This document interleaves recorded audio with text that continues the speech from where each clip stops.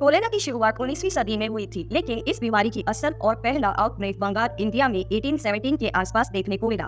इस बीमारी को वाइब्रिया कोलेरा नाम का एक बैक्टीरिया फैलाता है जो कंटामिनेटेड पानी और खाने के माध्यम से लोगों तक पहुंचता है। सबसे पहला कोलेरा का आउटब्रेक बंगाल के सुंदरबंस रीजन में हुआ। उस समय इंडिया ब्रिटिश रूल के अंडर में था और ब्रिटिश सोल्जर्स और व्यापारी इंडिया से लेकर अलग अलग जगह सफर करते थे। इससे कोलेरा जल्दी ही देश के बाहर भी फैल गया। जहाँ व्यापारी रूट जाते वहाँ कोलेरा फैलता गया। ब्रिटिश शिप्स के जरिए ये एशिया के अलग अलग पोर्ट्स तक पहुंच गया और फिर मिडिल ईस्ट, अफ्रीका, यूरोप और इवेंचुअली अमेरिका तक फैल गया। युद्ध के समय सोल्जर्स इसे और तेजी से फैलाते थे क्योंकि उस दौरान सैनिटाइजेशन और हाइजीन की कंडीशंस बहुत खराब थी।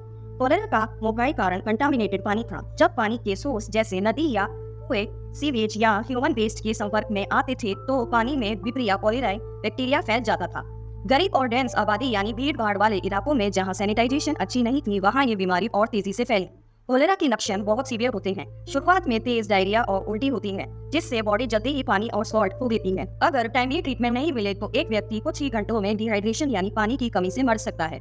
19वीं सदी के दौरान ब्रिटिश डॉक्टर जॉन स्नो ने लंदन में 1854 के कोलेरा आउटब्रेक का साइंटिफिक स्टडी किया। उन्होंने पाया कि कोलेरा कंटामिनेटेड पानी के जरिए फैलता है और ये खोज पब्लिक हेल्थ के लिए एक बड़ा कदम था। इसके बाद पूरे यूरोप और दुनिया में सैनिटाइजेशन और पानी की क्वालिटी पर फोकस किया गया।